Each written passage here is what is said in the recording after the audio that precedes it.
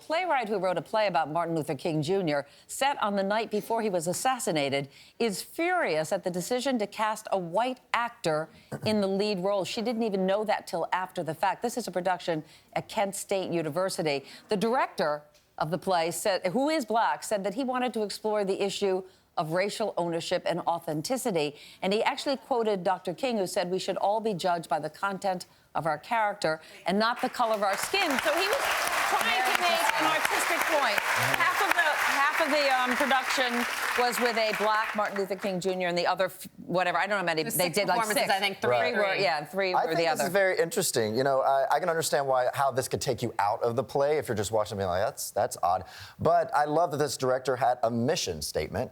And if you can't do this on a college campus to experiment with race and art, then where else can you experiment? On the other hand, should he have contacted the playwright? No, yeah, I mean, here's the director's interpretation. Well, beginning now, she has to be contacted. Yeah. Well, here's the bigger issue. When I found out that the director was black, I took a step back and I said, okay, I see where it's coming from. Because I think a lot of times, especially in this country, from a black perspective, it's like white people have this opinion for us and speak for us. So it's like, no, I don't want you making an opinion. Tell my story the way that it is. And then I saw that it was a black director. I said, I kind of get where he's coming from, because when you change the character around and you really look at him for who he is as a person, you have to go, this is what Dr. King was really about. Right. So I agree with him doing that. You had an excellent point before about how, when you look at black history, so little bit has been out there. That why tamper with what we do have? Yeah, I mean, it's very little. I mean, I definitely understand where the black people that are frustrated from this, I understand where they're coming from, because the reality is, you know, there's so few characters for black people. Whether you think there's a lot of black people on television now, there's more than there ever has been. But historical black characters. Right, and there's so few, we kind of, like, let us have our story. Let us tell our story and have it. We did make the comparison today. We were talking about Hamilton. Hamilton, one of the, you know, Alexander Burr is played by an African-American or a black man, excuse me.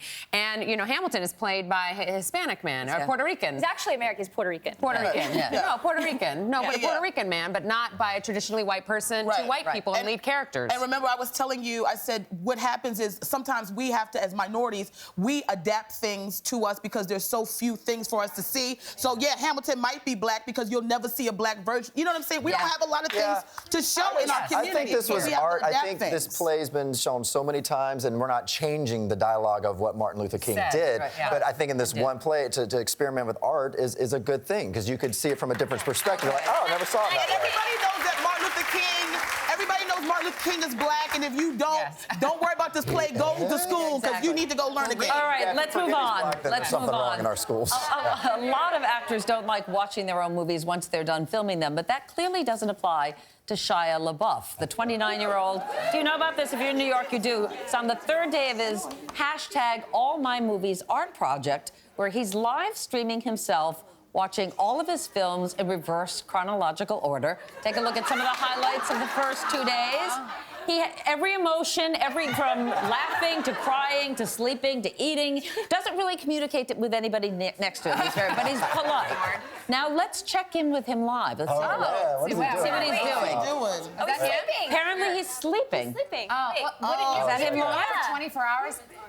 That's him live. What happened? Oh, there he's awake. He's awake. Yeah. He's awake. He doesn't know we're watching him, does he? No. Yes. He looks like he's looking up at you. But here's the thing. I've been a huge fan of Shia from Even Stevens, the Disney Channel. I don't know if anyone remembers. No, but I've watched this kind of decline. But this is one of these things. This is real reality television. It's like EdTV. I'm so intrigued by that. This is performance art, and I know he can be one of those celebrities. You roll your eyes. It's whatever. But here's the thing. It's your interpretation. He wants to.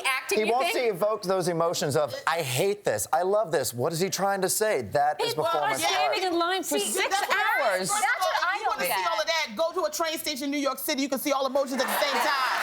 That's the reality on that, okay?